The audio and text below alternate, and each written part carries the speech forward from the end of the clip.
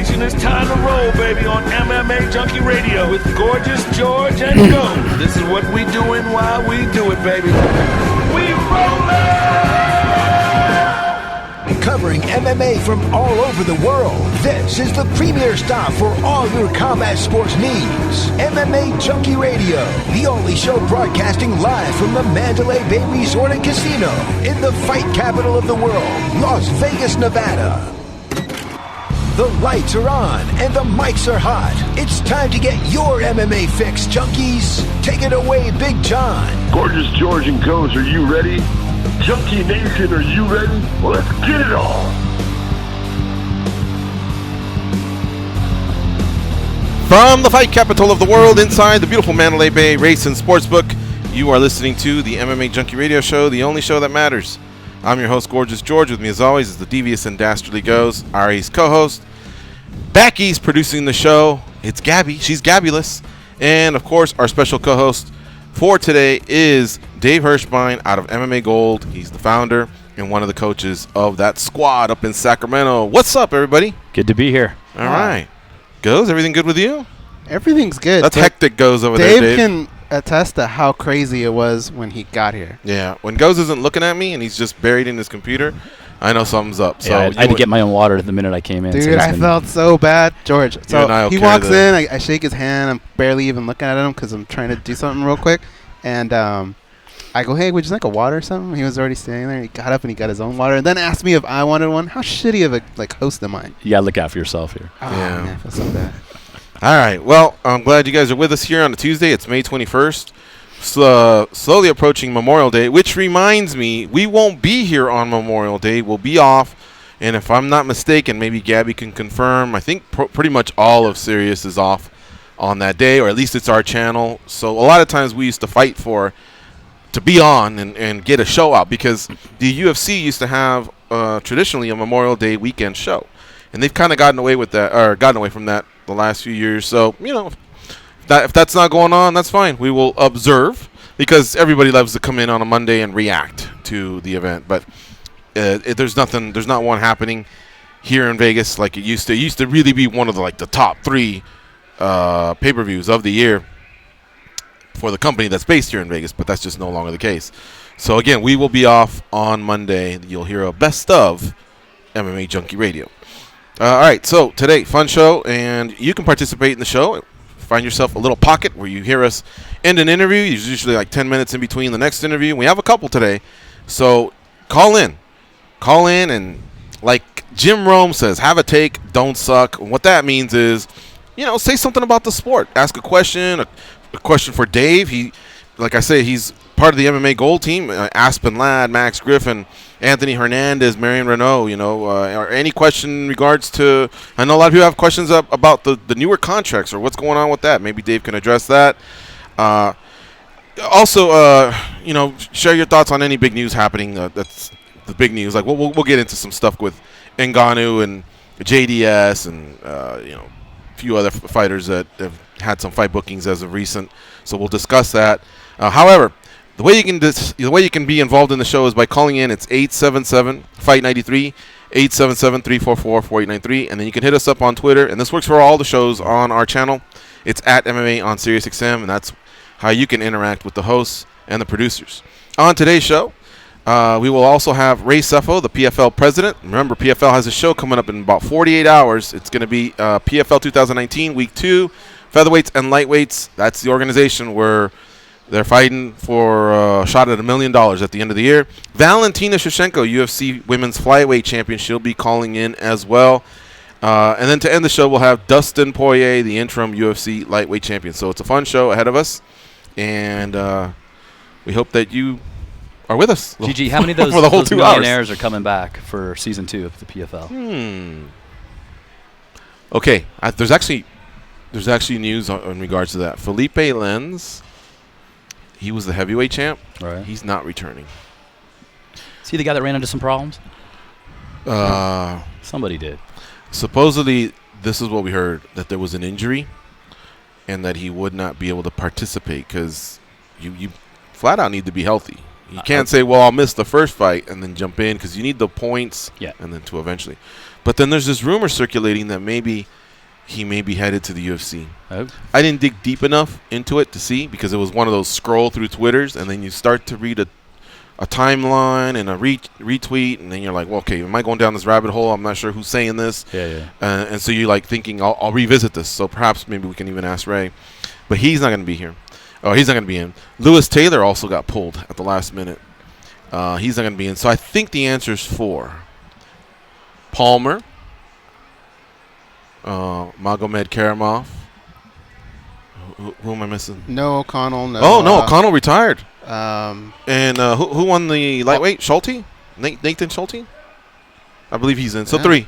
3 are in. And they created one division and got rid of one. So Magomed Karamov actually dropped from middleweight to welterweight. No, I'm sorry. He was a welterweight. Lewis Taylor was the middleweight. Yeah. So, he was out anyway, I guess. He was going to be in it. Yeah. And they created a new division. So only 5 would have been available. And that's what I think everybody can confirm now they did get their money. That was kind of a question. Oh, yeah, they got it. Fitch that put out a story, but the end result was and that was unfortunate, man, because this is one of those guys that's championing the whole deal with fighters associations and unions and getting the truth out there. And that's not something I would have said unless I really had some, strong evidence. And I talked to one of those 3 who absolutely said the payment schedule was right with the contract. Oh, yeah. We confirmed it as well. I did the same thing, and we came on the show and said, look, maybe he heard this from somebody else, and it was just gym talk or what. But with concrete evidence, no, to go out there and to say it, I didn't see the point. Now, he also left WSOF before it became PFL, and I'm not sure if it was a pleasant ending or parting ways. What's he doing now? What's his next thing? Dude, he gave a hell of a fight to McDonald. What's next is, I guess, probably wait out that Grand Prix and then see who he fights next. But he looked good. I mean, he almost pulled it off. Yeah, he did. So maybe he's got gas left in the tank. We'll see. There you go. All right, how about Paulie Malignaggi and Artem Lobov? Did you guys catch that? They had a press conference yesterday. I did. His mother. And so they were chirping, and then they got into some mic, using the mic as an instrument to hit somebody, and some spit went down. Really, really off-the-wall threats. Some that I've never heard in my life. Yeah. And we will expand on that a little bit in our daily debates. It's our question that we put out there at MMA Junkie on Twitter. If you want to get there, might still have time to chime in or leave a comment. But what you guys think of all that when you saw it? I mean, were you kind of expecting it, and were you expecting it to go like that? Well, I'm kind of a dork. I was tuning in. I had to see what was going to, because I knew something was going to happen, right? It's Paulie, it's Artem. But I didn't think it was going to go that far. And just David Feldman being in the middle and all that, like, he had to have known, and you could tell by the security there and the people who were there. It reminded me of Connor and Nate having the security already standing there. In boxing, I've come to expect that this is just going to happen. And the promoter's standing there hoping it happens, but not that something breaks out. You don't want what happened to Cormier and Jones. Commissions getting involved, all correct. that. You want the fight to happen, but you also want ESPN or somebody to grab it and go, did you see what happened in New York? A shove maybe is the best case, right? That's why I always say the shove's the best. You know who you don't want to happen? It's the owners, the investors. They're looking at that situation going, that's exactly what I don't want. Think so? I think if Feldman is the president. The money up, you have a bit of a say on those things. Feldman used to box professionally, and he's the president, and I'm sure at least a co-owner. I'm not sure what the shares are, but I know he's got an interest that way, right? And I don't think he has a problem with. I think he has a problem with spitting. Hell, he's the one that got spit on. If you notice, it wasn't a whole Vince McMahon loogie from Montreal in 1997 or whenever that happened, but he got hit. I think he wants attention. I just don't think he wants strikes. I've always said a good shove is the end of it. You know what I mean? I don't like it when the heads come together because, again, you don't want heads clashing and just some dumb cut to rule out the fight from happening. Now, the fight's still like about 5 weeks away. We still have time. But what I don't understand, though, and this I thought I had a good grasp on this last time Paulie was on the show. So the first time we had him on the show, he was in studio. Okay? And I told a lot of people, when the mics went off, I thought he was going to be a different guy. But he was essentially the same guy. You know, just a little bit more controlled, but it's still saying the same things. Then I saw what he did the first time around, and then this press conference, and I'm starting to think, is he pulling one over on us? Because he's getting everything. He already has the fight. That's what he wants. Mm-hmm. Is he going too overboard at this point? Like, but is he doing it on purpose? He can't possibly be this offended at everything Artem says. I think he's building up to a fight with Conor McGregor. You can't live in New York and have that attitude, right? You'd be hitting people left and right.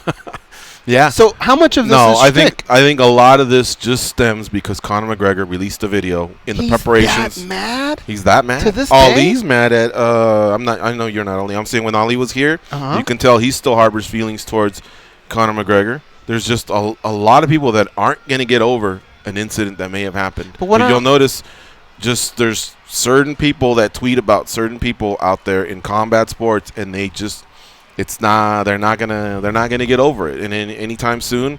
So I think it's that, and I think Malignaggi probably thinks there might be a chance for $100 million payday in boxing or something like that. That's what I'm thinking. What I don't understand is he literally gets mad at Artem for stuff he's doing. So he'll go, "Hey Artem, you're a piece of shit," and then Artem will go, "Oh yeah, you are." He'll go, "Don't put your finger at me," and he's like insulted by it. And I'm thinking, you just did that. And it just keeps happening over and over. So I'm trying to wonder, like, how much of it is just him being a character and how much is it for real? I thought 100% of it was real when he left here. Mm-hmm. I really thought that's the dude. Now I'm starting to think some of it's got to be shtick, right? Otherwise, he's a little crazy. I don't know. That's why I'm asking you guys, like, where are you on this? What is going on? How much of this is promotion? How much of it is real? What is going on? I think that if Artem stepped to him, Paulie's hitting him. And I think if Paulie stepped to Artem, Artem's hitting him. So if David Feldman wasn't there, and if they knew security wasn't there, well, I think it seems to have gone too far. Like, Artem's pissed because he keeps getting punked. And he knows he's got to get over on somebody. All right? And Paulie knows that Artem knows that. So nobody wants to get punked when this happens. You know what I mean? And so I think that's why they're just doing whatever it takes to just strike first. Mm-hmm. In this case, Paulie may have gone too far. I don't want to share my opinion yet because we still got the daily debate. But, it got our attention and we're talking about it. What's the commission's oversight, though, on that day of the weigh-in? What can they do? How far can they take what they say? So someone spits on somebody. What do they say about that? Well, New York's a state. That took place in New York, but the fight's taking place in Tampa. Mm-hmm. So it's two different things. But I believe New York can have a problem with something that takes place under their jurisdiction. Fines or But do we see fines? Same thing in MMA. We see things back and forth, but do the commissions actually ever do anything about it? They can fine and suspend, but this just happens to be a sport where, oh, man, I can't fight in 6 months? All right, cool, I'm fighting in Tampa, and I wasn't going to fight in 6 months anyway, so, like, it doesn't do anything. Usually the fine's what hurts the most. Yeah. But I think they pretty much treaded the line. We just had a situation in April 13th, for that fight card in Atlanta, Max Griffin. He was accosted the entire week by his opponent. Nothing happened. That's right? In the buffet or the coffee shop or something? He got hit up in the buffet. He got hit up there. He got hit up probably in line going out to the weigh-in. It was, Max is like, look, we're going to fight. Let's get paid for it. Yeah. But the guy just couldn't get that concept throughout the entire week. All right. Well, listen, it went down, and, of course, we'll have plenty of time to look forward to that fight, Bare-knuckle Fighting Championships. 6, I believe, is what we're coming up on, and that's going to happen in Tampa. And it's going to happen, in the 3rd week of June. So we'll get to all that. Right now, what I want to do is take a quick break, and when we come back, we'll do our daily debate and continue this discussion because we actually put that out. We do that every day on the @MMA Junkie Twitter handle. So maybe we'll look at all the comments, see what the percentages are, and then we'll offer our opinions. And we also have audio from that presser. So stay close. We'll be right back.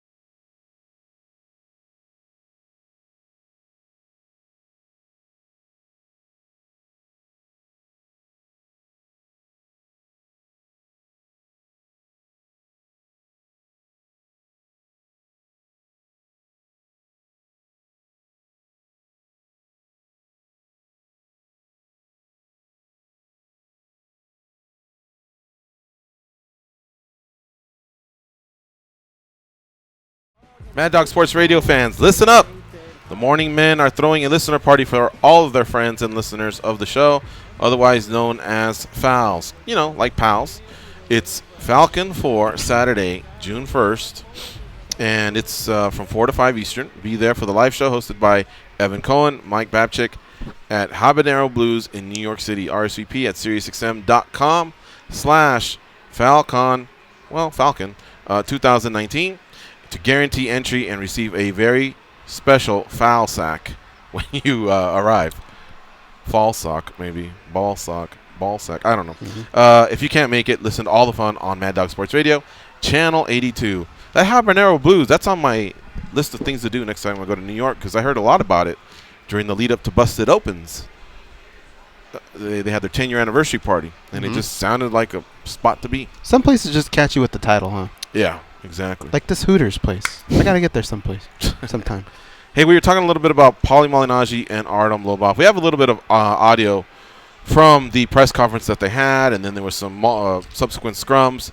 So let's do that real quick. This first one is Artem Lobov on his issue with Paulie Malignaggi. It's very hard to respect this guy, honestly. Like I said, as a fighter, as a person, as a fighter, as anything. It's just, how do you respect this guy? He's just a scumbag, the lowest of the low. Like, look the kind of shit he did. I walked into his hometown in the middle of Brooklyn, Germany, alone. I came there, was asked by the president, look, no hands, please. We want to make a good impression on the commission. We're a new sport, trying to break it onto the big leagues. So, we need to showcase ourselves as professional athletes, and that's what I try to do. And this guy shows up with 20 guys, he's playing a guy, little fucking touch, and then runs off. What is that? If you told me now there's a guy that I really hate, and he's standing there, and I could sneak up with him, give him a slap and run, I wouldn't want to do it. That gives me no pleasure, that gives me no satisfaction. I want to meet a man, fair and square, in the fucking ring, and put him away. That's what true warriors do, that's what true men do. Right? What he does is just sleazy little fucking low-life kind of type of behavior. See, Artem Lobov has an underrated smack talk game. It's pretty good. The problem is yesterday he never had the mic, or at least the stuff I saw. By then, Paulie had the mic. So Artem's saying whatever he's saying, but I could barely capture it. Paulie with the mic, for one, he just knows how to flow, and he was able to control it. So everything he said was funny, and whatever Artem was saying, you could barely hear. It may have been even funnier, but in that regard, he was just kind of losing those battles. I would just say, wait till you get the mic, and then say what you got to say, or just sit down and do the whole gesture with the hand, like yap, because you're not going to win that. Same thing with Conor McGregor. Jeremy Stevens had a mic, right? So did Conor, but Conor can talk for days. He said nobody will. How'd it go down? Nobody will stand with me, or who's got power, or something like that.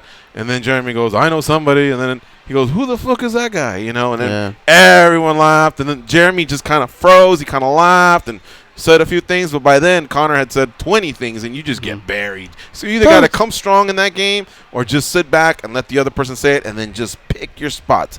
Pick your spots if you're going to win that smack talk game. No mic, you don't do anything. It's like being at a comedy club. If you're not going to win, the comedian's got the mic. The comedian's when you try and heckle, the comedian is going to own you. You went there to get owned. Okay, great.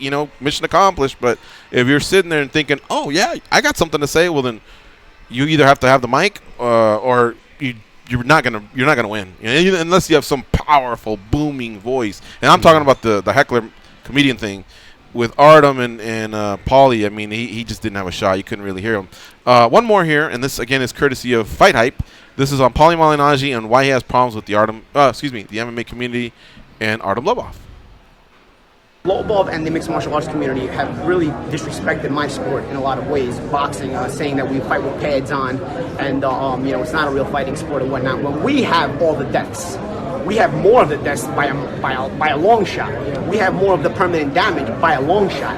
And this is not to say that you diminish the danger of mixed martial arts or any other combat sport, but there is a reason why boxing has more deaths and more traumatic brain injuries in one night, okay? Because we are the most dangerous combat sport, okay? I don't care how many 360 roundhouse kicks you can do. At the end of the day, you just have to do this, and it's over. You know what I'm saying? You just get to do this. In boxing, if you sit on your stool, you'll never live it down the rest of your career. Amir Khan was known as having a lot of heart his whole career. You know what I mean? He fought his ass off his whole career. But he quits one time in Terrence Crawford. People forget all about that. That's how disheartening this can be. That's how frustrating this sport can be. What do you guys think of that? He's talking about who knows who, but I'll be dead honest. As a hardcore MMA fan, even, and on the business side, I never heard that name Paulie until Conor made him famous with that video. Then all of a sudden the world kind of takes notice in the MMA. Like, who is this guy? Is he jockeying for an MMA fight, or clearly not? How much do you follow boxing? None. Okay, he's a 2-time boxing world champion, and now he's a broadcaster on Showtime. So boxing people will know who Paulie is. MMA people, some will know, depending on how much you follow it. But if you don't, then yeah, I could see that.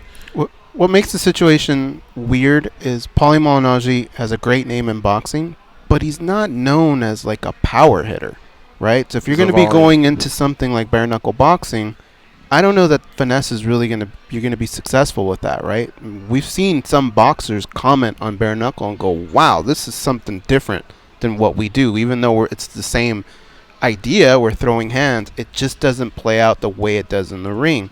So he's not one of those names where if you went down the boxing list and said, who would be really good at this? You wouldn't get to Paulie till like 50 or 60 or something, right? Because you want guys that hit hard, just tough type guys. I don't know. I think it's a lot closer of a fight than people make it sound. People just say Paulie Malignaggi is a boxer, this is bare-knuckle boxing, he's going to own Artem. I don't know that it's like that. Mm-hmm. Then what about as far as the whole danger thing? Not that I want to spend too much time talking about it.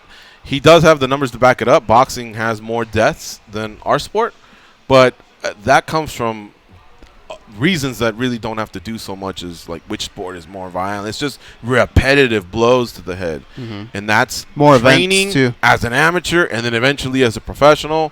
We're gonna learn from boxing, MMA. I'm an MMA fan and a boxing fan, but we're gonna learn from that. And I'm sure you know, Dave, in your gym, it's not like they used to be. People used to go out there and train and go hard every day. Now gyms go once a week, some go twice a week, but they only want to do live sparring and they want to limit it because we're learning from boxing. So again, to really stand there and say, oh yeah, well, and I don't want to get too much into that. So I would still argue that our sport is more violent than boxing is.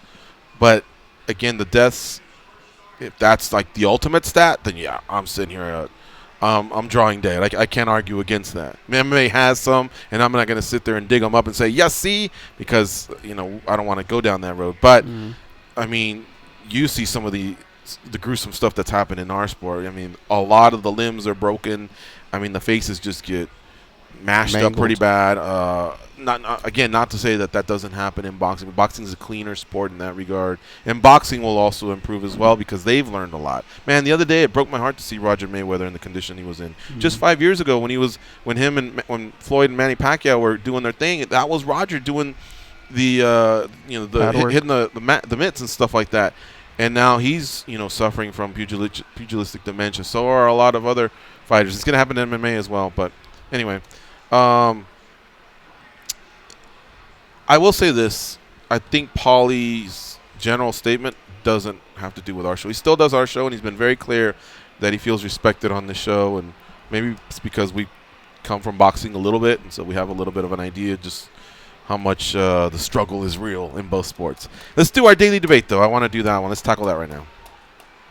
The brothers Garcia seemingly can't agree on anything. Everybody knows it's duck season. Rabbit season. Duck season. Rabbit season. Whether it's food, less filling. Tastes great. Less filling. Tastes great. gambling, Always bet on black. I like red. Black. Red. Black. Red. Black, dummy. or even social media. Instagram. Snapchat. The same applies to the biggest stories in MMA. Time for MMA Junkie Radio's Daily Debate. All right, joining us today is Dave Hirschbein from MMA Gold. Here we go. Today's daily debate question for the @MMA Junkie Radio team. Is the hype for the upcoming Paulie Malignaggi versus Artem Lobov bare-knuckle boxing match going too far? Here are your three choices. No, it's the fight game. It's reached its limit, or it's already way past my taste. You go first, Ghost. I'm going to go with the second one. It's reached its limit. Because I like this type of stuff. It gets me motivated. As a combat sports fan, sometimes there's 4, 5, 6 cards going on in the weekend. I only have so much time. They've already done enough to sell me to want to buy this card. Can they keep spitting at each other? No, because it's not going to make me more fired up. Okay. Right? Yeah. I'm not keeping track of how many people are spitting on who. I just wasn't sure if the limit was, okay, you guys can spit on each other. Go ahead and spit on No. Yeah, I mean, I probably could have done without that. But I'm there. You got me. Mm-hmm. I'm going to pay. But I don't need them to now put that fight possibly in jeopardy because things go too far. How about a nice shove at the weigh-ins? I'm there, man. You're I'm there? already there. A nice you got shove. Your money? Is that like in case somebody goes, hey, you want to go bowling tonight? Like that shove is what makes me go, nah, I can't do that. Kind of like Elaine Bennis, get out when she used to get. Okay, I'll take a shove. News. But Artem's got to do something on his end at this point, right? Right. Something, a squirt gun. Something. How about you, Dave? You want me to say him again? No. I'm going to go with it's the fight game. It's MMA. It's boxing. It's combat sports. The only thing I could be guaranteed, and the fans could be guaranteed, when Aspen fights, you're not going to see that. That's not her demeanor. Mm-hmm. But the bulk of fighters, there is some aggression going into those situations. So would that apply to Max Griffin? Is it the fight game? The thing with Max at the hotel and the stuff that went down. The thing with Max is he's more a counter. He's going to go with the flow. But if you push him, you can only push a guy too far. Right. And so I think that's where Max falls. But everyone else, I think it just depends on the situation. Mm-hmm. That Anthony Hernandez guy, that's the one guy that doesn't seem to have too much of a fuse. You know, I feel sorry for that next opponent coming in. So we'll see how that plays out. He sat here for a couple hours, and I right away knew, okay, don't mess with that dude, man. He actually hopes to be in a fight every day he wakes up. Yeah, I'm kidding. Obviously, he's got his family and his wife. And he's bred for this game. Yeah, exactly. All right, mine was it's the fight game. I would rather him not spit at him. Think he got him with the mic, and I think just that's enough. You know what I mean? I don't think we needed it. You know, for that to happen. I mean, it landed on Dave. Well, you're sounding more like it's reached its limit than you are. It's the fight game, with the exception of spitting. Yeah. Yeah. Now that spitting happened, and that okay, but I'd rather that just not be the norm. So I've always been a little bit put off when I see that anywhere. Mm-hmm. I just think that's kind of like really, really like low. You know what I mean? Like almost like a scumbag. It's hard not even to in a react street fight. to Two guys like fighting that. at the beach or in a club. I mean, just if you're gonna throw down, or walk away. You know, but just spitting like. If you're gonna get someone's attention, just squirt the squirt bottle at them. Don't spit on them, because I'll tell you this: I'm a small That's how dude. You stop a girl fight. I'm a small dude, but if say Francis Ngannou were here and he spit on me, I'm fighting him. I know I'm gonna get my clock cleaned, but you cannot let somebody spit on you like that. You just can't do it. Yeah, I'm with that. All right. Is there any talk about the payouts for the main event? Well, time out. Let's finish this daily debate, Dave Hirschbein. I'm curious what these guys are getting paid. Hang on 1 second. Let me tell you how the voting went down. 42% said it's already way past my taste. All right. 38% were with Dave and I. No, it's the fight game. 20% said, hey, it's reached its limit, which is what Go said. So a lot of votes came in different directions. Over 1,000 votes came in, and it was pretty balanced. But that 42 leads me to believe that I think Dave Feldman needs to know, like, hey, guys, like, sell the fight, but come on. I'm okay with that, though. Yeah. If you go to a football game, they're all fans, right? Mm-hmm. But some of them are different levels, right? Some of them have a hat and a jersey. Some of them have no shirt, and they got a big D painted on their chest or whatever, right? There's some maniacs different out there. levels of fandom. I got you. That's exactly what you're looking at right there, I think. There's today's daily debate brought to you by the MMA Junkie Radio team and Dave Hirschbein out of MMA Gold. We'll tackle that question in just a sec, Dave. We got to go to commercial right now. When we come back, we'll talk to PFL President Ray Sefo. We'll talk about PFL 2019 Week 2. It's upon us. We're 48 hours away from their next show, of course, on ESPN2 and ESPN+. That's right, PFL's on ESPN. So we'll stay close. We'll be right back.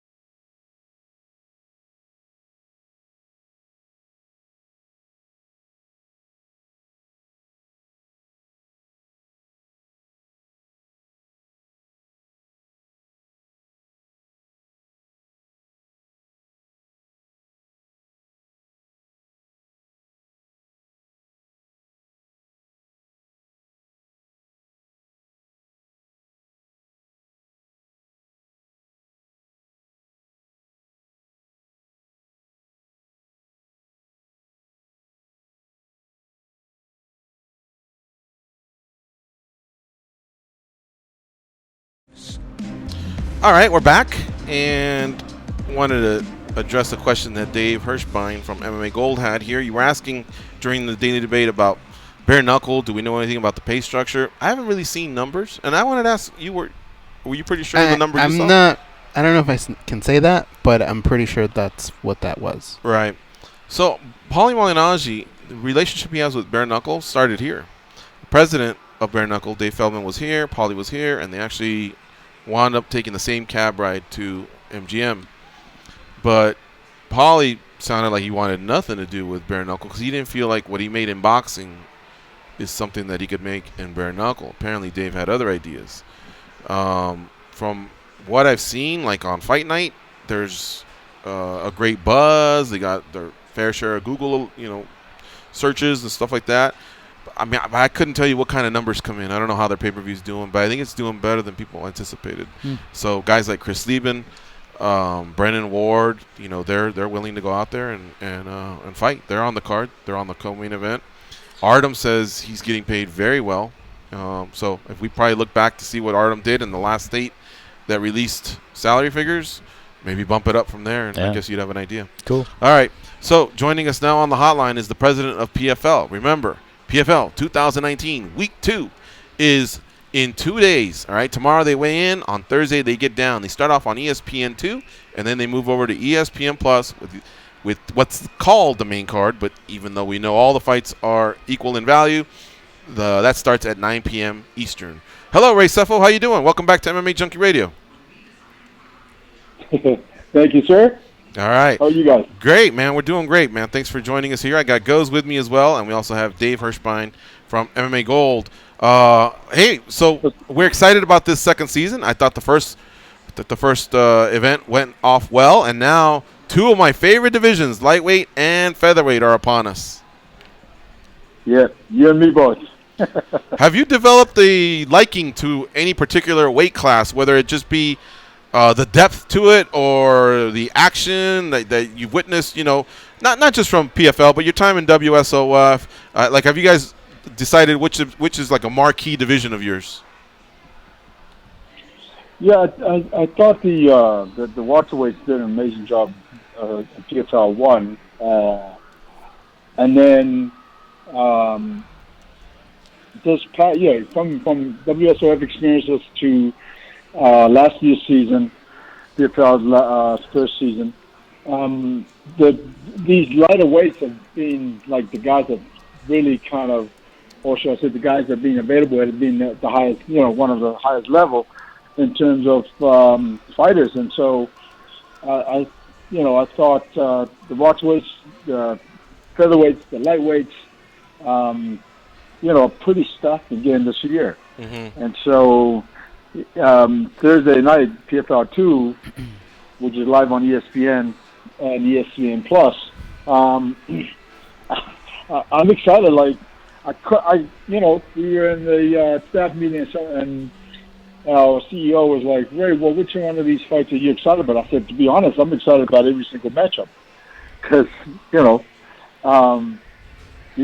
we got a very good lineup of fighters for the featherweights and the lightweights. Guys that are coming back, like Lance Palmer, Andre Harrison, Steven Seiler, they all seem, not all, but they all seem to be taking on a newcomer. Was that by design, and can you explain why you did that rather than maybe pit two known names from season 1 against each other?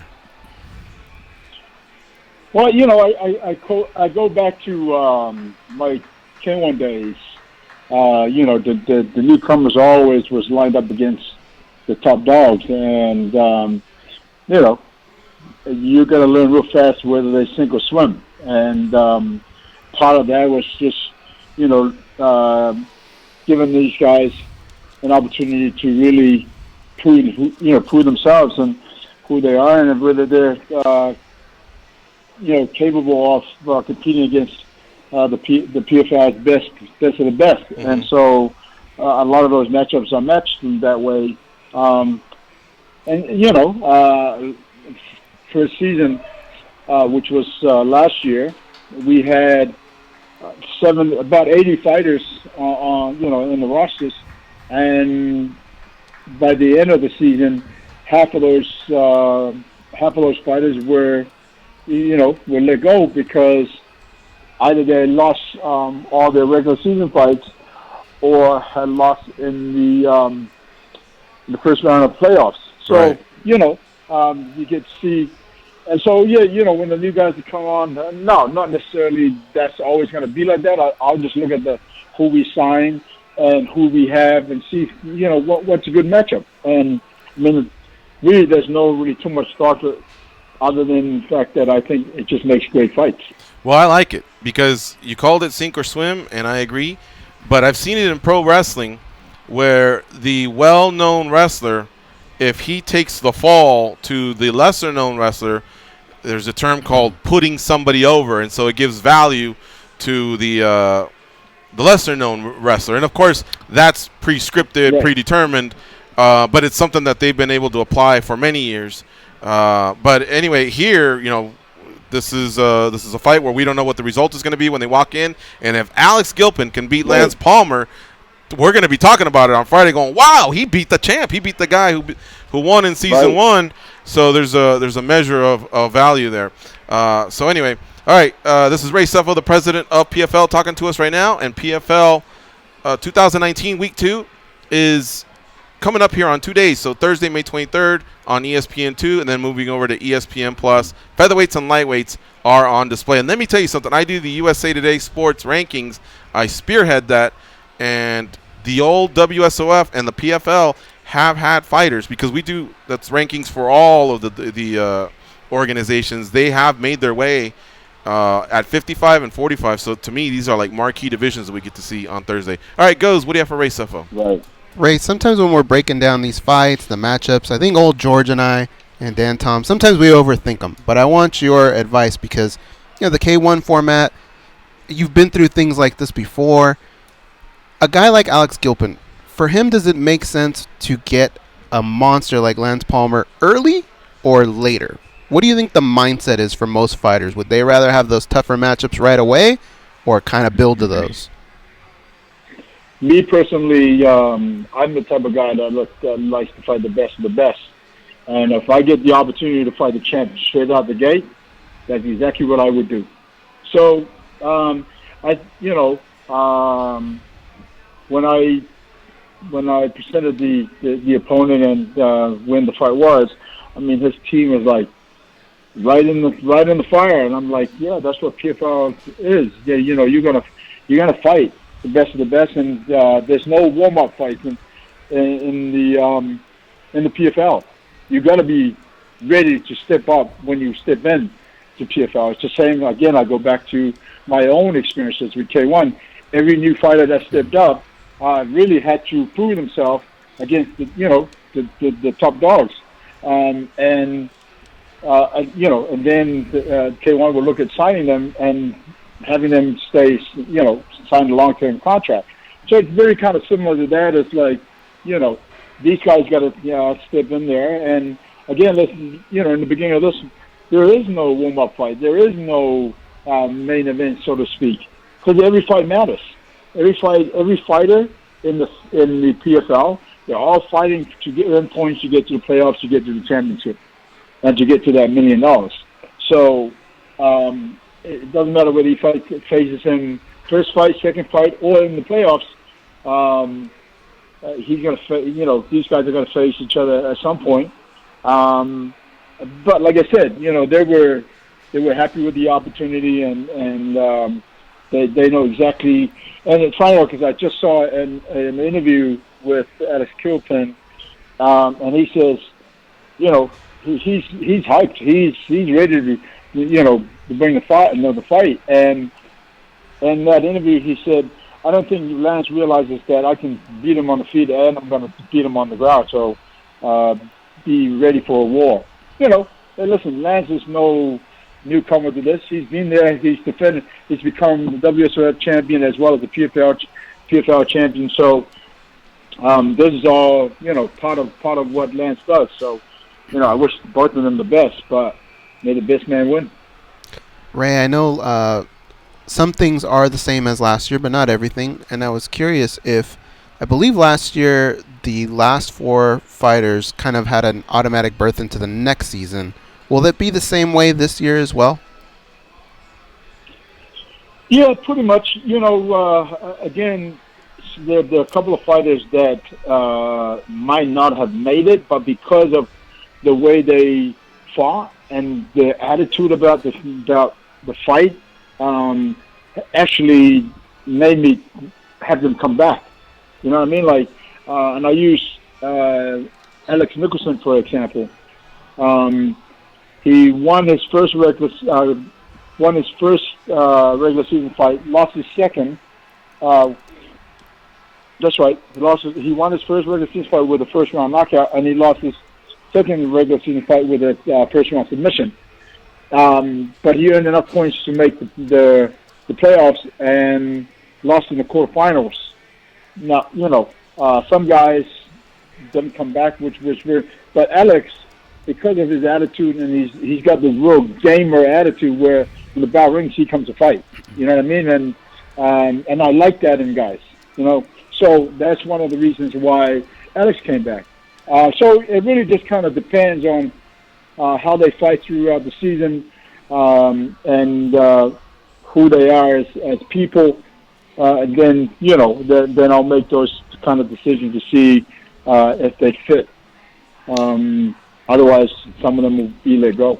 MMA fans, how cool is this? On Thursday at 7 p.m. Eastern, you can put it on ESPN2. If you have DirecTV, it's channel 209, and you can watch featherweights and lightweights get down for their inaugural fight in Season 2 here for PFL. That's right, PFL is on ESPN, and then they'll move over to ESPN Plus at 9 p.m. Eastern Time, 6 Pacific, the same platform that you see the UFC on. All right, we also have Dave Hirschbein from MMA Gold. He's an MMA manager and coach, and he's co-hosting with us today. Dave, what do you have for Ray Sefo? Hey, Ray, it's been 6 years. Remember we did the ice bucket issue challenge to each other. I think I struck first, and you hit me back. Yep. Remember that? So, you and I go back 6 years. You signed Luis Gonzalez to fight Antonio McKee, I think it was back in 2013. That's when I first met you. Since then, you've showcased a few of my fighters. So just kind of curious, though, as you've kind of progressed with the PFL today, how does an up-and-coming fighter in the regional scene get their look from the PFL? Obviously, there's traditional managers out there that are calling into the matchmakers, but what shows are you guys targeted to for us managers to kind of showcase some of our fighters so they get a good look? Yeah, first of all, that's a good question. A lot of, when with Season 1, which was last year, I had hundreds and hundreds of emails from all over the world and from here in the U.S. But they were giving me guys that were 3-0, 4-0, 5-1. Unfortunately, those kind of records, those guys will never be allowed. And I use Jake Shields because he was probably one of the most experienced guys in the season last year. And there's no way the commission will allow for a guy that's 5-0 to fight a guy that's had 30-plus fights. You know what I mean? Sure. So we also put something in our website that fighters have to be 10-0 or 10-plus fights to get into the PFL. Because a lot of now heavyweight's a little bit different, because heavyweight is kind of harder to come by, and there are guys. For example, I use Ben Edwards, who is 5-0 in MMA, but he's had about 70 kickboxing fights, and he's a former world kickboxing champion as well. Now, guys like that, yeah, absolutely, the commission will allow that because he has all that, combative experience, and he's been in there. So, so that's how we look at fighters and how we look to sign young and up-and-coming fighters. Obviously, in terms of their records, it needs to be in that 10-plus range. All right. There you have it. There's the president of the PFL, Ray Sefo. And, Ray, we look forward to the fights on Thursday. Thanks for jumping in with us, man. This was a fun chat. Keep learning a little bit more about your fabulous organization. And, of course, we're going to preview some fights with Eve tomorrow, Eve Edwards from your broadcast team. So we'll definitely keep letting people know, man, PFL on ESPN. It's for real. Thanks, Ray, for the time. Appreciate it. Okay, we'll talk to you soon. Thanks, guys. All right. Folks, we got to go to commercial. It's MMA Junkie Radio on Fight Nation, channel 156. Stay close. We'll be right back.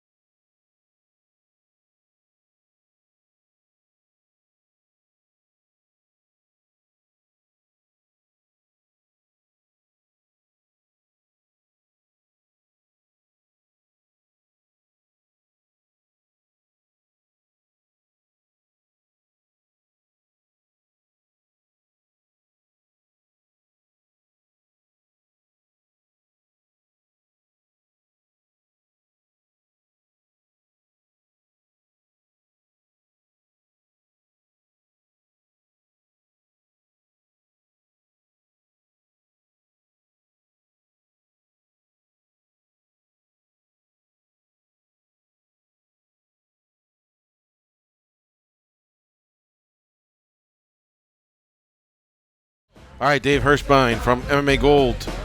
Yesterday, I kind of threw you under the bus. I was having fun. You know that. I wanted Aspen to say something after her fight. She said, well, I had just been in a war. I'm not really remembering. You know, my head got knocked around. I go, that's Dave's fault. He should have stepped up. I said it because I known you for a while, and I knew you knew I was kidding. But I guess in reality, was there a plan to all this? There was a pic that had kind of surfaced from behind the scenes. Dana White looked like she was talking to Donald Trump. Like, you ever seen when someone wins the World Series and they're taking that call and they're still in their uniform? Who called her, for one? Was that like a Dana call or someone call? And did she all have all that pre-planned with the whole retweeting Yana months later? Yeah, so I can confirm, Dana did call. Dana called immediately, probably 3 minutes after she was out of the cage. So that was a president call, okay. Yeah, so I was standing back in medical waiting for her. Sean walked up, and he's like, hey, is Aspinen still in there? And I was like, yep, she's about done. Dana wanted to talk to her, so as soon as she came out, they did have about a 3-minute conversation. But kind of going back to what happened in the cage, there's a difference between a call-out and responding, right? So I think it was Felder asked her, who do you want to fight? Well, that's not really Aspen's style, right? She'll fight anybody. And in a perfect world, she would just knock him down one at a time. That's kind of what she wants. She's made that known publicly on many stations, on many media outlets, I should say.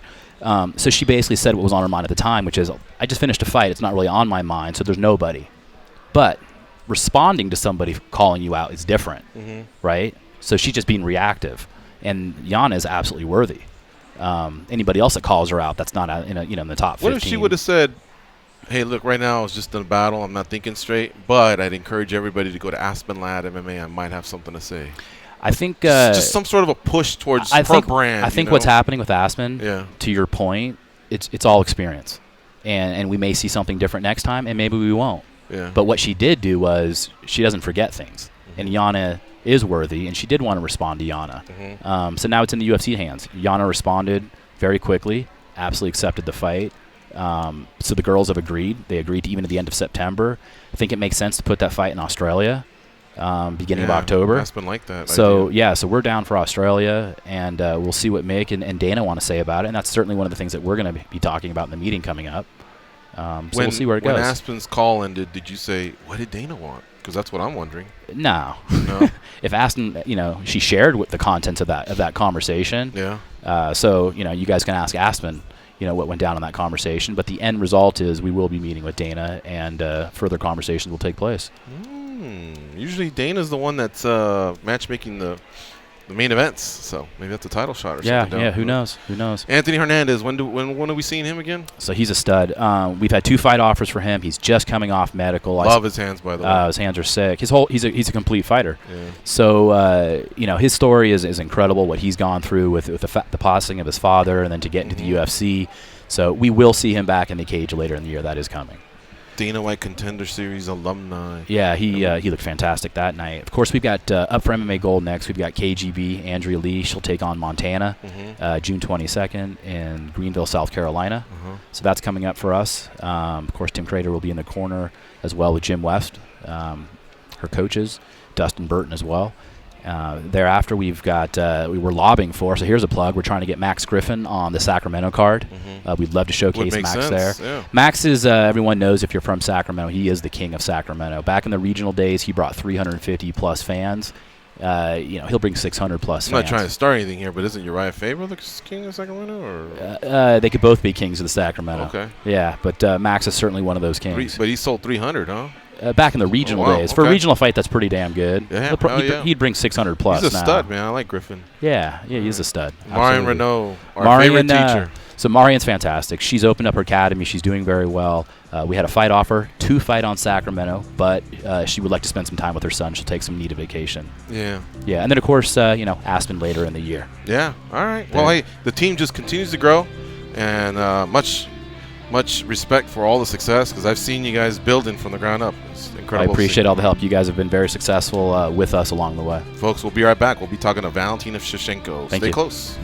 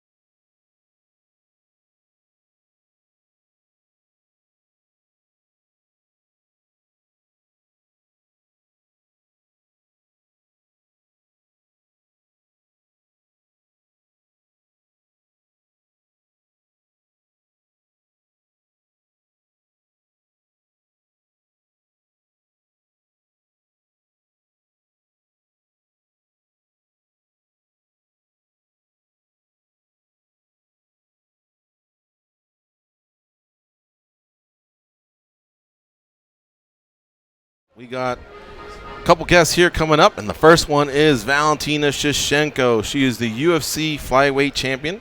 She's going to be defending her belt against Jessica Ai at UFC 238 in Chicago, Illinois on June 8th.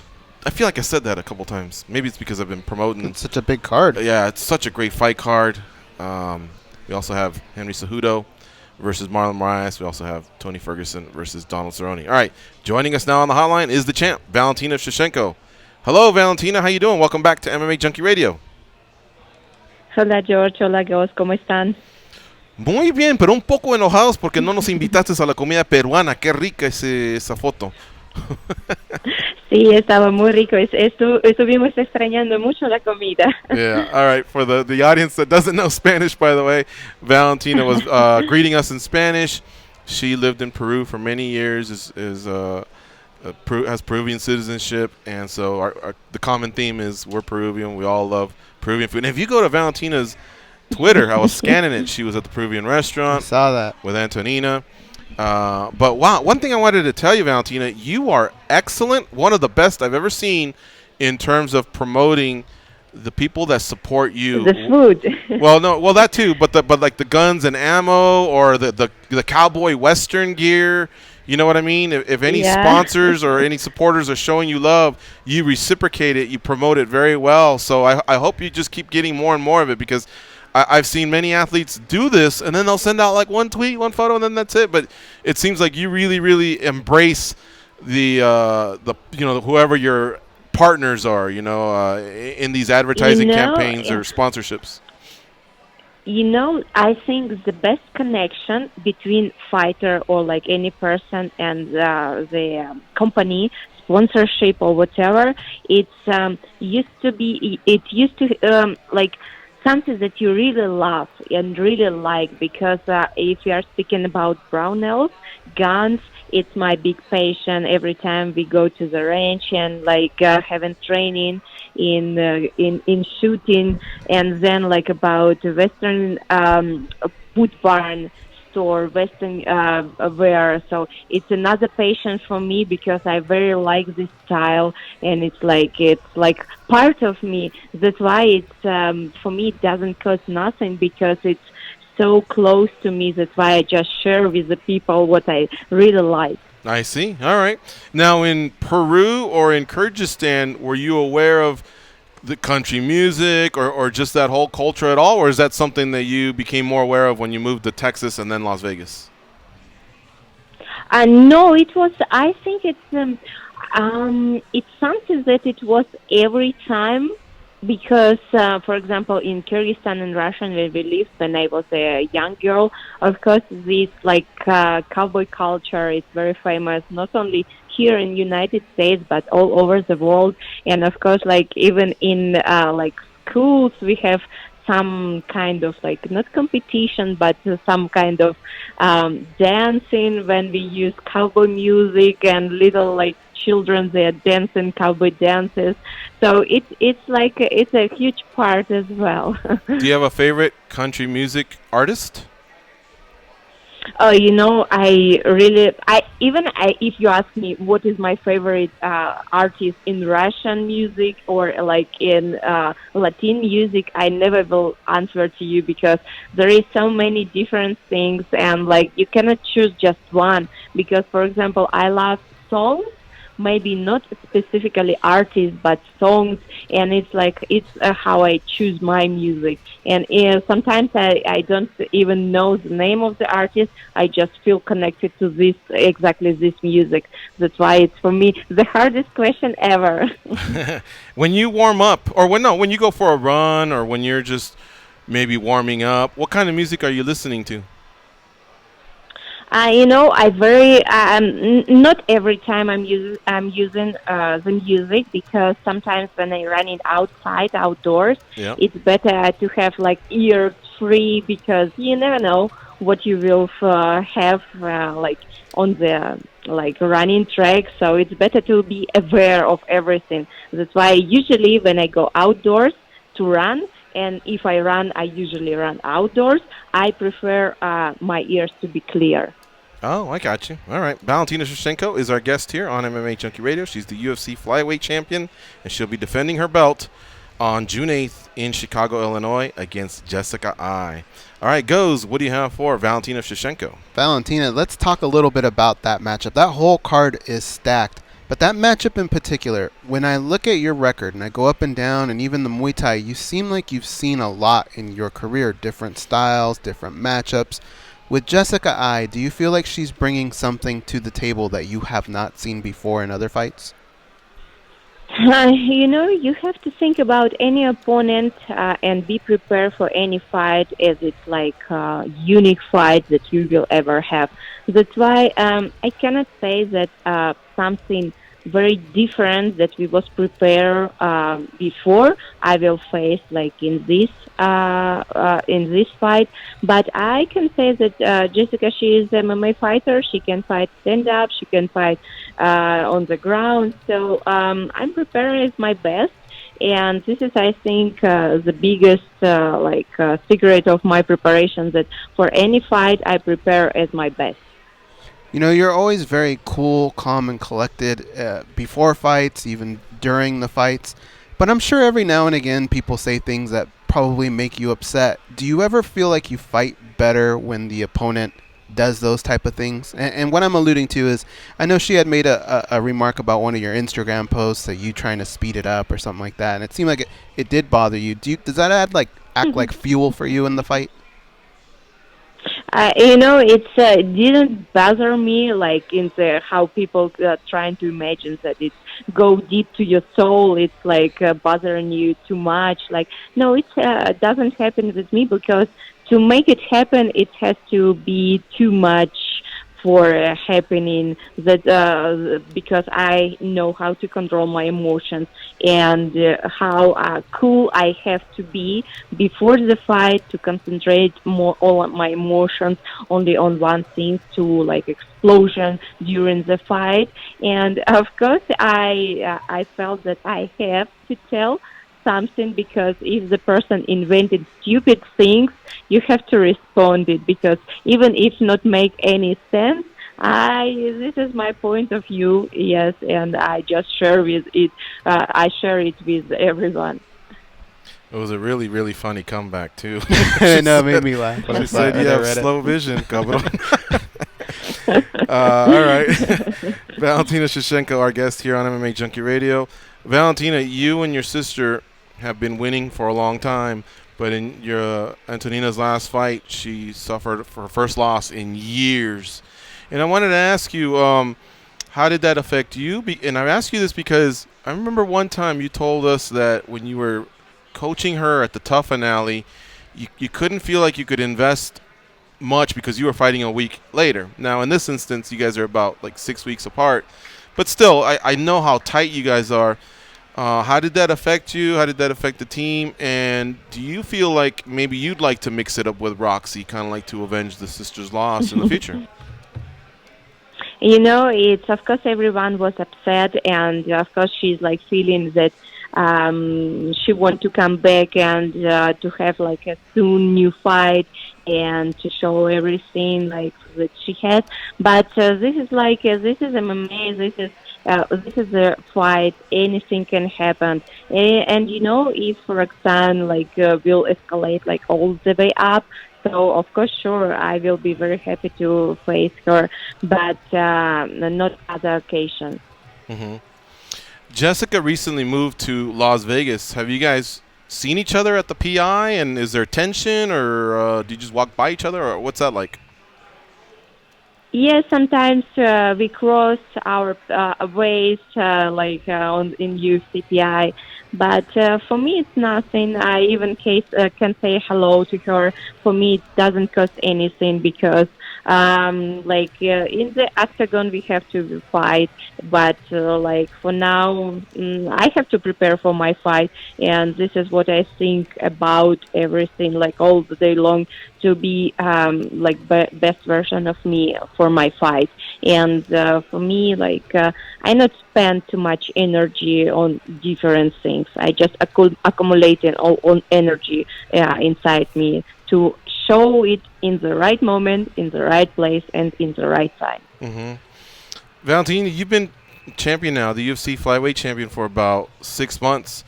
How much has it changed your life?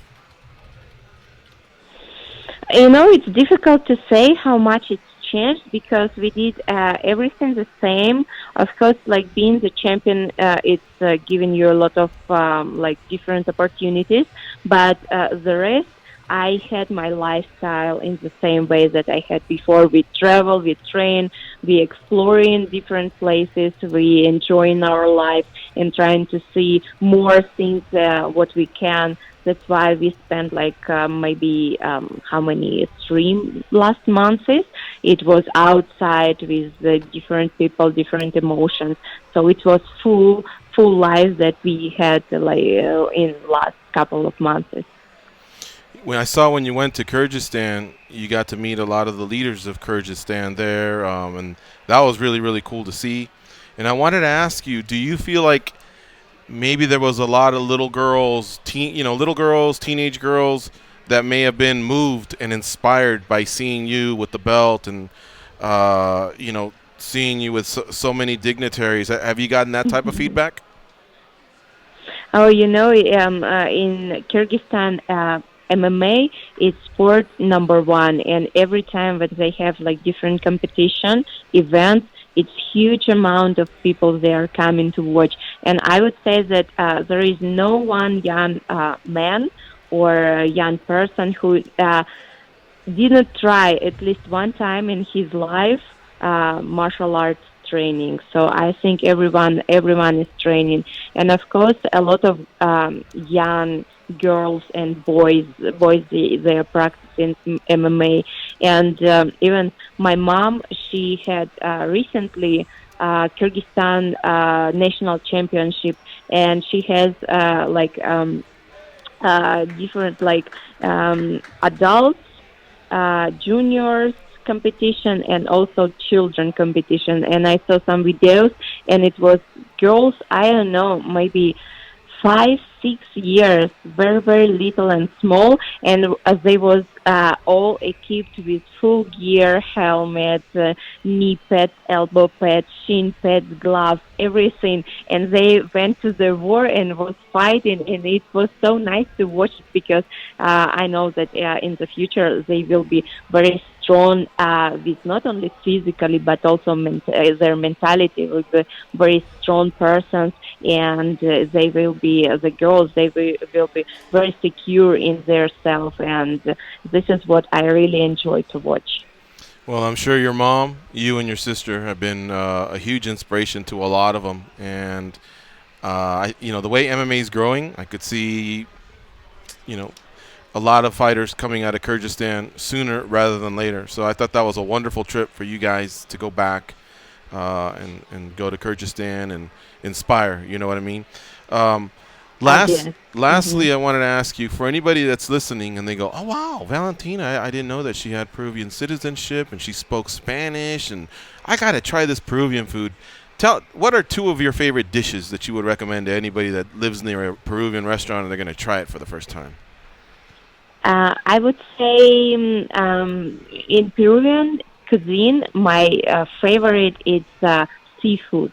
Seafood, I think it's number one all over the world because it's very delicious.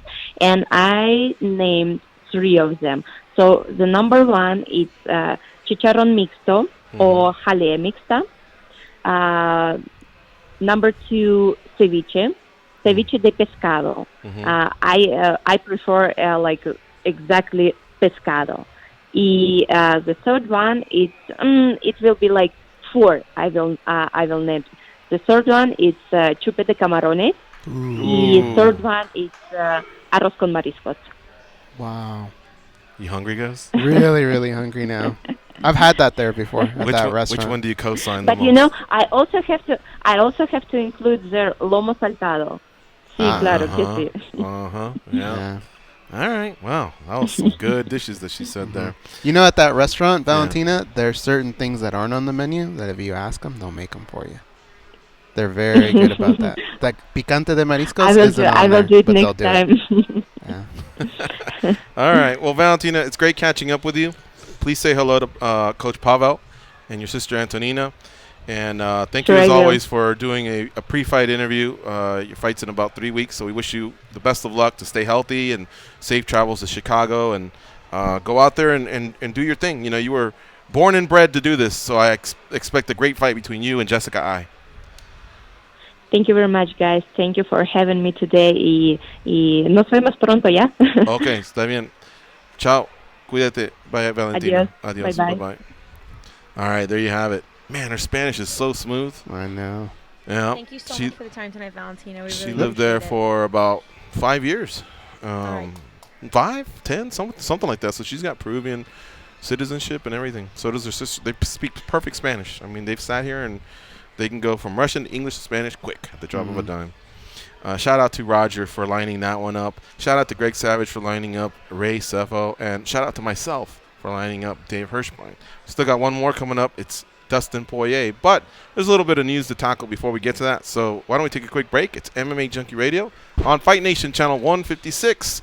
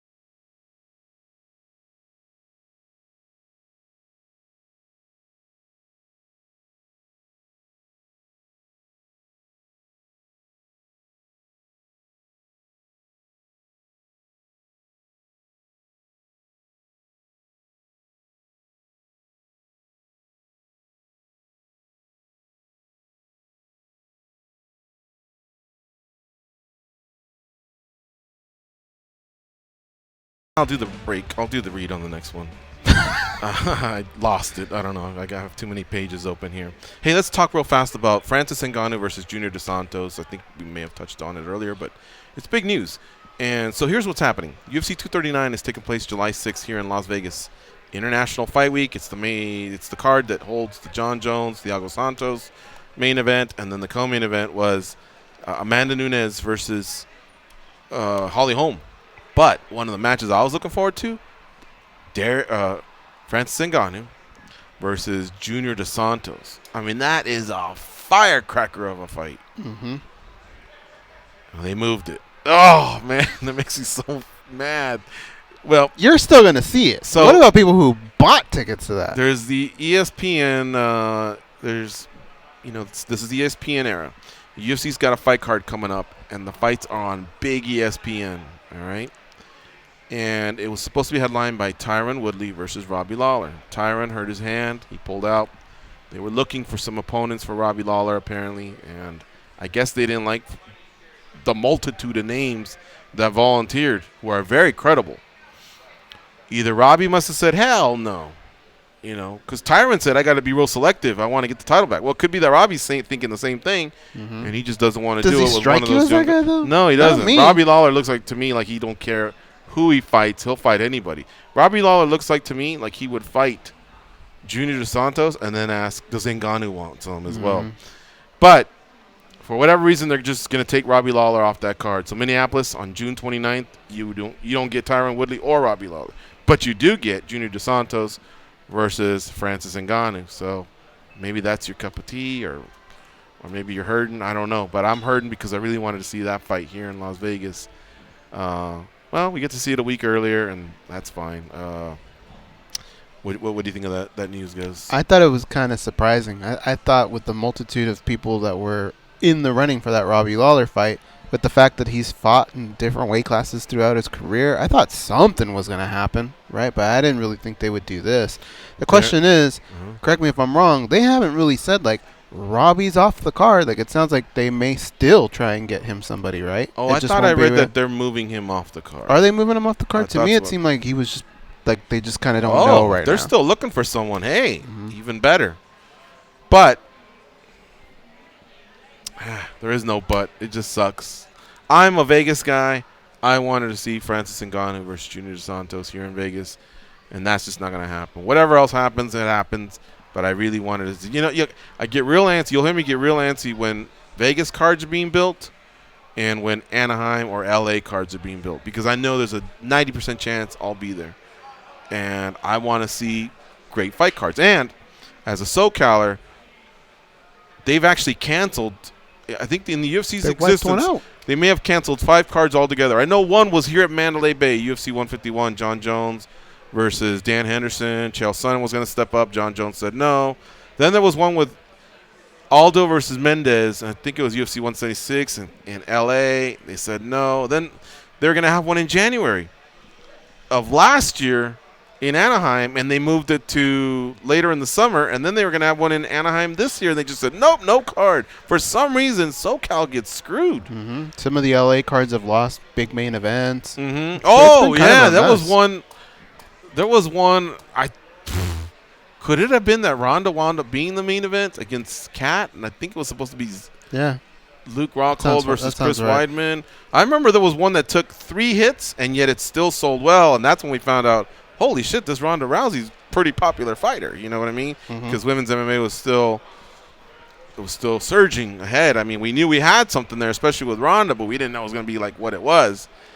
But either way, all I'm saying is SoCal's gotten screwed, and we just got a fight taken away, and it sucks. But what are you going to do?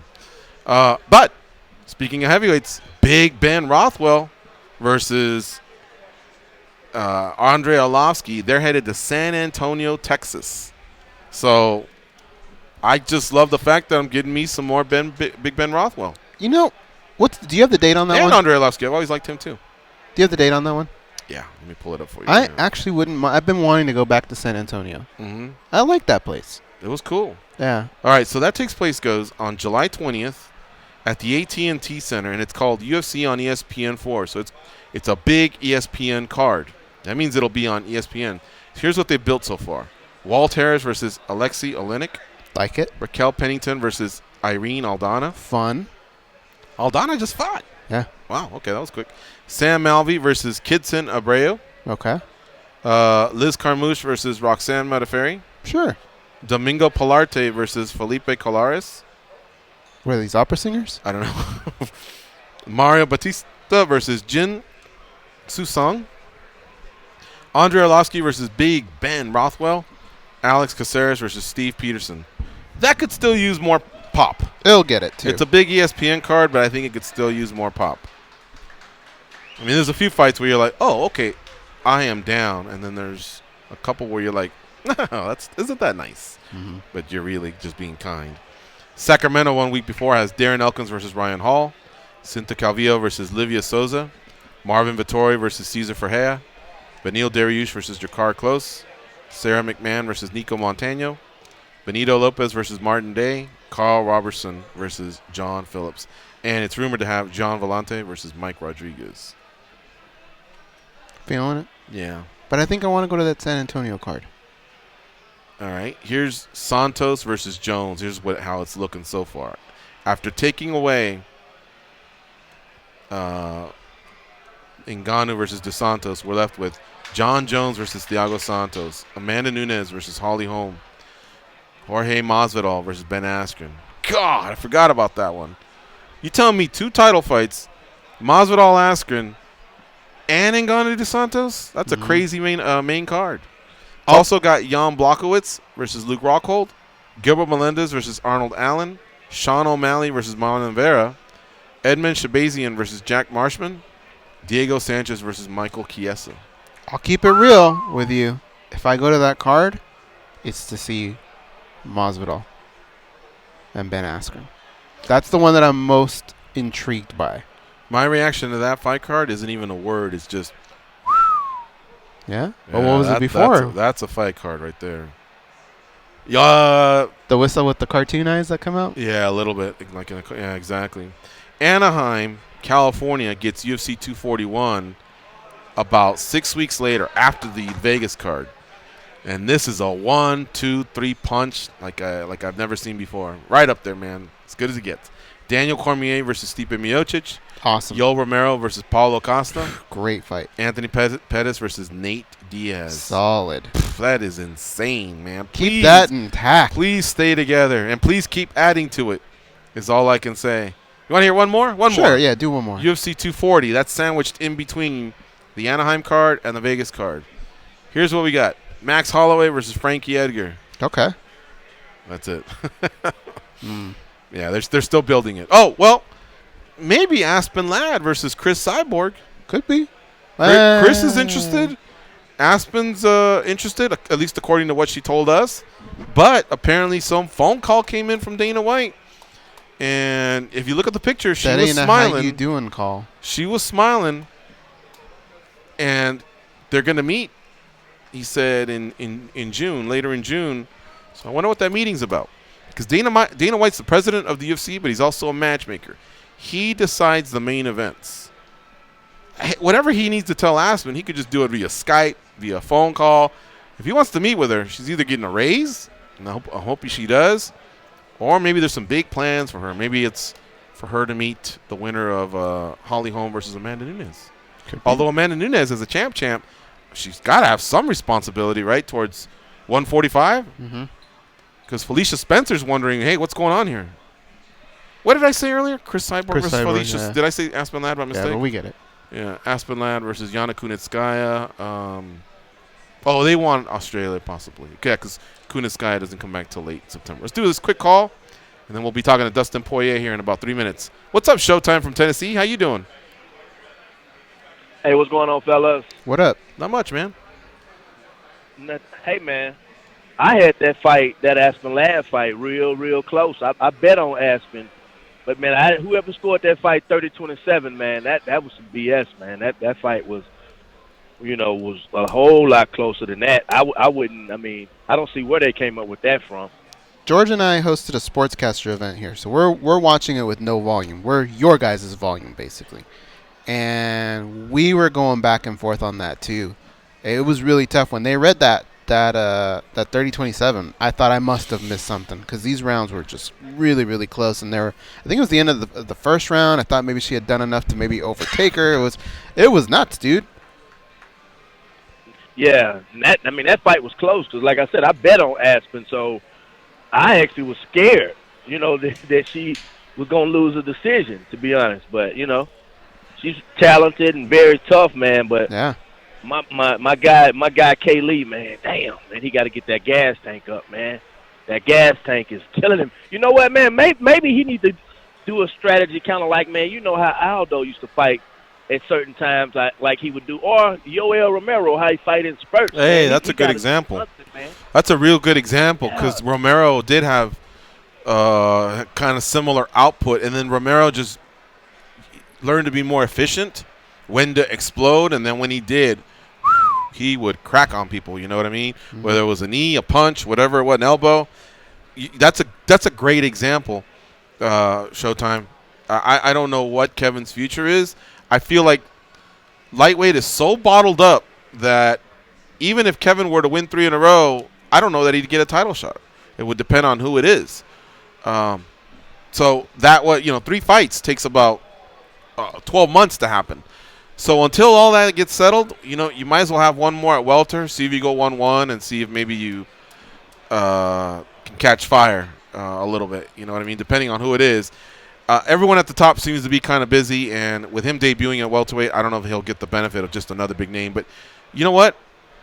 Do what you brought up Jose Aldo earlier, and I'm going to reference him, except for another reason. Do what Jose Aldo did. 3-round fights. Why am I fighting 5 rounds? That was his 3rd in a row, right? Yeah. Why am I doing these? I ain't the champ. Yeah, I'm not the champ. Granted, the UFC thinks highly of him. He's a headliner, we'll say. But I think you can push back right now. This next fight is very pivotal for Kevin Lee. And I just think right now he still has a decent standing at lightweight. So why not try welterweight for one more fight and then dip back down? You saw what happened to Cowboy Cerrone. He dipped down. He beat Alex Hernandez. And then he won his next fight. Who was that? Oh, Iaquinta. And then, bam, now next thing you know, he gets Ferguson with a possible title shot on the horizon. So that's how quick your fortunes can change. Well, I'm hoping we can get Kevin on here soon. He's very an open book with us. Thanks, Showtime, for the call. We got to move on, though. It's our last commercial. It's our last chance to pay some bills. You're listening to MMA Junkie Radio on SiriusXM, Fight Nation, Channel 156. Stay close. We'll be back with the UFC interim lightweight champion, Dustin Poirier.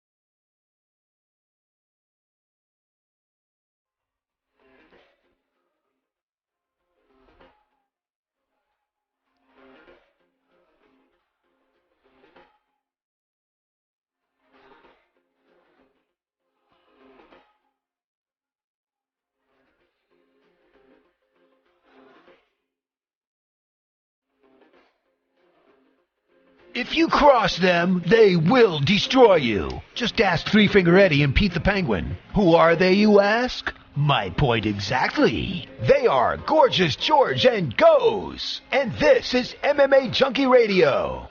All right, our next guest in his past 10 fights, he's won 9 of them. He is riding a 6-fight win streak. And most recently, he became the interim lightweight champion in the UFC by defeating Max Holloway, the UFC featherweight champ, at UFC 236. Couldn't happen to a nicer guy, a harder worker guy, someone that's really, really been through the grind. And so it's been fun to see somebody get rewarded that way. And most recently, even getting keys to the city where he's from down in Louisiana. So let's bring him on. It's the champ, Dustin Poirier. What's up, Dustin? How you doing? What's up, guys? How you guys doing? Good, my man. Welcome back to MMA Junkie Radio. You're on with George and Goes, and now we can refer to you as Champ. How you doing, Champ? Man, living life. I can see the Champ doesn't have good mobile coverage where he's at right now. You're kind of breaking up there. Yeah, we didn't hear you. Am I? Yeah, a little bit. A little bit. A little choppy. Hold 1 second. I'll Starting to sound a little better. Guys, I'll try to connect to the. I think Gabby's going to talk to him right now. All right, let's have Gabby talk to him real fast. And follow him on Twitter so you can follow along, folks. He's an immediate follow. You don't even have to hear a word he says. I'm already telling you. Follow Dustin Poirier on Twitter, at Dustin Poirier. And what I was referring to earlier was he did get the key to the city. That's so cool. Yeah, and it is cool. And you said something the other day, Goes, that fame and power and fortune change a lot of people. And so far, we haven't seen it in this kid. Like, I don't think we ever will. He's the same guy. Yeah, I don't think we ever will. Yeah. So that's admirable. That seriously is, whatever that trait is of, he's a humble person or he's a grounded person. Mm-hmm. It's admirable because, like I say, fame, power, fortune, money, all that, it can change somebody. And trust me when I tell you, if I were to wander out to the casino and hit a $2 million jackpot, there's a good chance I might be an asshole. I might turn into an asshole a little bit. But Dustin is nothing like that. That's minus 1,000. And for that, you got to tip your hat. Yeah, probably. You guys don't want us ever winning any kind of lottery. Ever. See, I think you'd be very grounded. I'd be the worst. George. Really? Yeah, I'd be paying my friends to do stupid shit. Oh, well, yeah. Well, that's entertainment, though. But you, like I'm saying, you wouldn't change in terms of like your circle of friends and family, right? Probably not. I mean, I think everybody has to change at some. Young George probably would have been like that. Older George, I would try. You know what? I'm 49 years old. Dustin Poirier is, how old is he? He's 30. I would try to model myself a guy that's 19 years younger than me. Because I'm inspired by him, honestly. All right. How are we looking, Gabby? Is the connection not too shabby? No, they're still working on it. All right, still working on it. All right, Dustin Poirier will join us shortly. Hey, you know what? Let me do this quick read. I got to tell you all what's going on in the land of SiriusXM. So, right now, the Raptors are playing the Milwaukee Bucks. And they're up by 10, if anybody's wondering. 65-55, they're at halftime. After that playoff game is over in Toronto, tune in to NBA Radio's postgame show for a recap of all the action. Hear locker room reaction, expert analysis, and more on Sirius 207 XM86 and streaming on your phone and at home on SiriusXM connected devices and speakers. Quick news here. Alex Volkanovski is back in Australia. He's heartbroken because Gabby, Dustin just texted me to call back, please. Alex is heartbroken because, well, he knew while he was in Chile, in the country of Chile, on his way from Brazil to Australia, stopped in Chile. He found out then that Frankie Edgar would be fighting Max Holloway. He wished them both the best, and he figured, you know what? I think the plans were for me to maybe fight later this year anyway in Australia. Mm-hmm. So he just wishes them a great fight and health, good health to both, so that maybe he fights the winner of one of those two. And you know what? I think there's a good chance that could happen. Dude, I've been saying this over and over and over again. I think it sucks for him, but in the long run, I think it's going to work out in his favor. But if you're a fighter and you know what your abilities are and you have confidence in what you can do, then yeah, of course that's going to be a real shitty situation for you. But just be happy, your health, that what he had was controllable, but it could have been serious. It could have been something really bad. So correct. He's got his health. He's back home. Let those two guys battle it out. Pray it's not a barn burner, a hootenanny, any of those. Right. And you got what's left. All right, Gabby, do we have the champ back? Yes, we do. do. All right, joining us again is Dustin Poirier. What's up, Dustin? What's up, guys? Can you hear me now? Yeah, that sounds good right there. All right, my man. So cool, man. Tell me, you got the key to the city. What did that feel like? I imagine you got immunity now. Parking tickets will get ripped up. You got a little bit of power there in the city of Lafayette, yeah? Yeah, we'll see what it does. It's an honor for sure to get that, and it was unexpected. I didn't know I was going to get it. I found out a few days before, and it came together pretty quick. But it was awesome, man. Great night. We just had Valentina Shevchenko, another champion, on our show, and I asked her this question. I'm going to ask you. I asked her, "You've been champ for 6 months. How much has your life changed?" I'm going to ask you the identical question, except you've been champ for about 6 weeks. How has your life changed? It's still the same, except a lot of people are pulling me in a lot of different ways, like, asking for me to go places and doing a lot of stuff. I'm a one-man man, and just have to stay dialed in and stay grounded, really. That's the biggest thing I can say that I feel a difference from before is everybody wants me to go places and bring the belt, and, and I appreciate it. I know it's all love, but at the same time, I have to, be who I am as well. I can't just be out there all the time. So not spreading myself too thin. That's the goal right now. Just having fun training, enjoying my family, and not spreading myself too thin. Now, what does that mean? Like a UFC viewing party or schools? Like to talk to schools? Who's pulling you? All of that. All of that.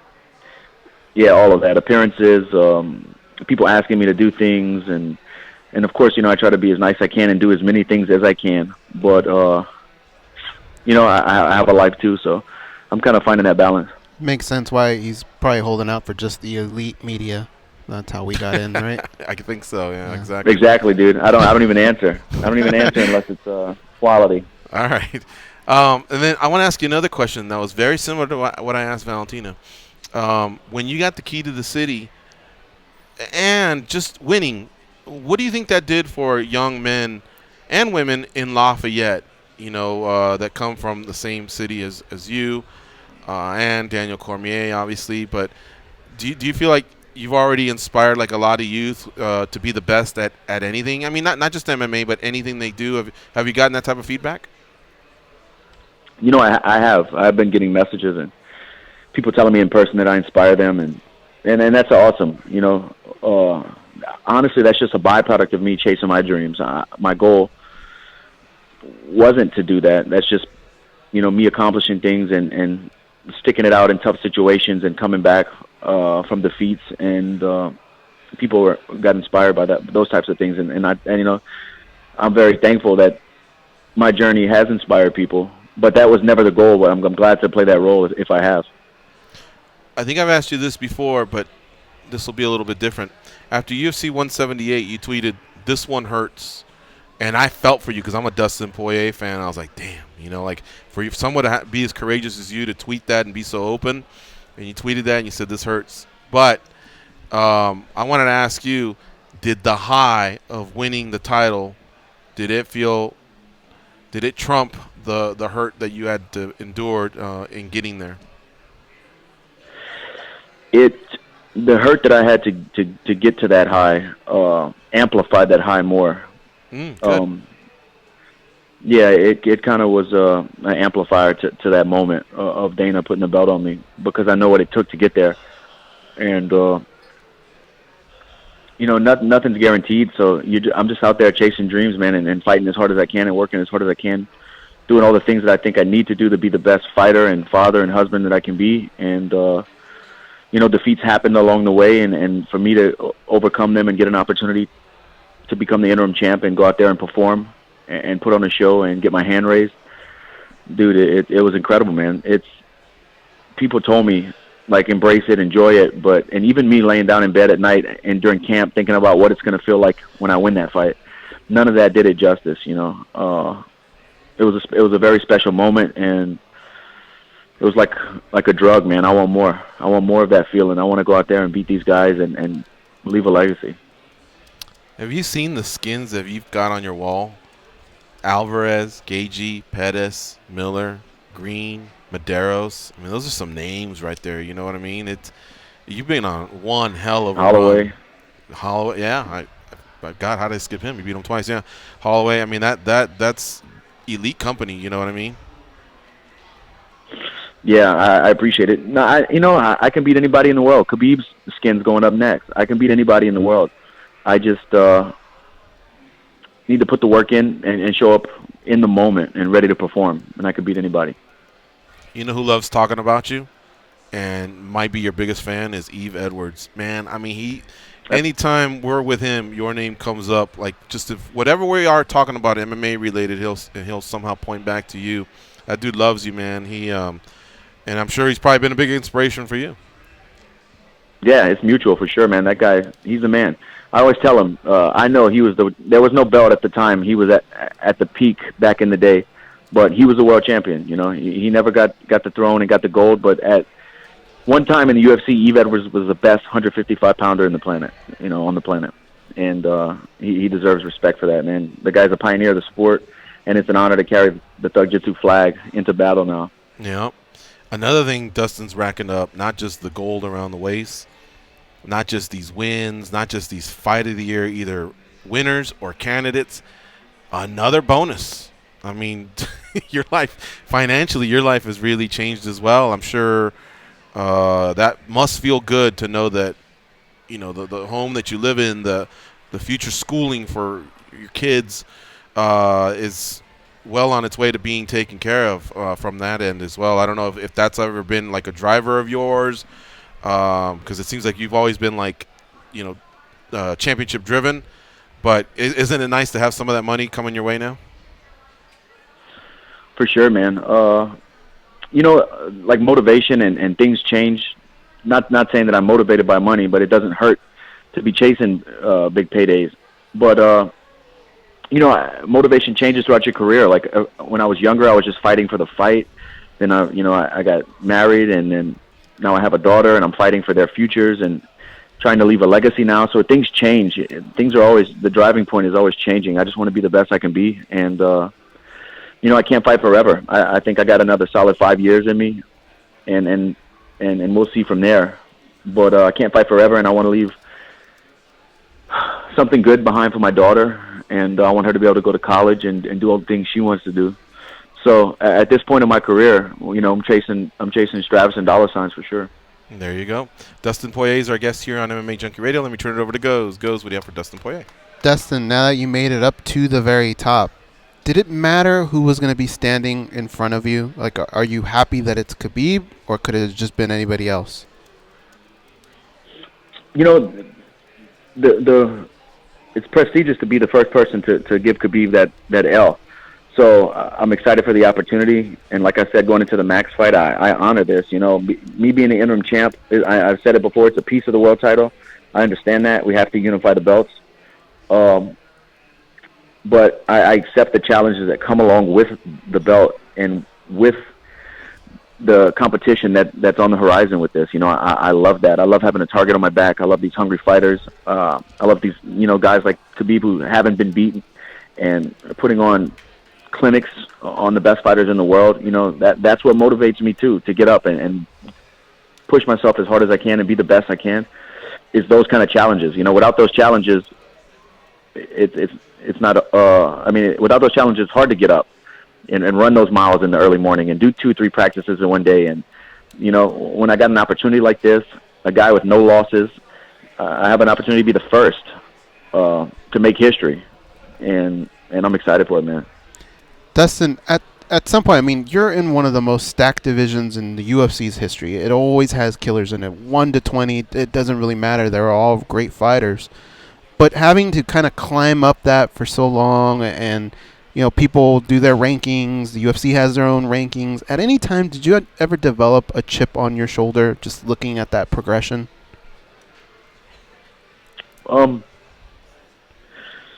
There's been times where I was frustrated with the rankings. One moment I can remember is when I was getting ready to fight Pettis, and I think if my memory's right, I think I was ranked higher than Kevin Lee at the time, and he got a title shot against Tony Ferguson, and I was like, what the fuck, man?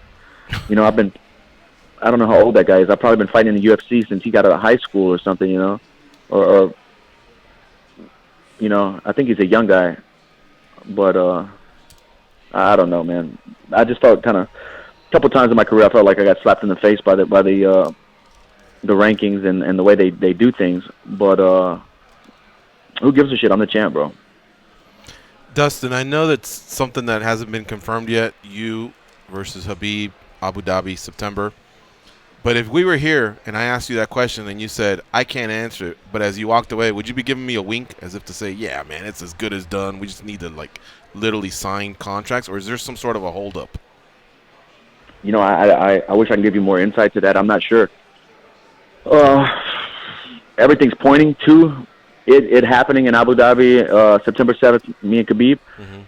But I'm not sure what the holdup is or what's going on.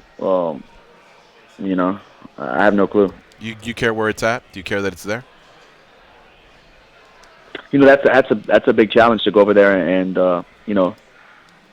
probably one of the biggest Muslim stars, sports stars for sure. I mean, I don't know any other ones right off the bat. To go out there in enemy territory and fight their guy is going to be a huge challenge, and but that's what you sign up for. He's the champ, and I can't say anything about it.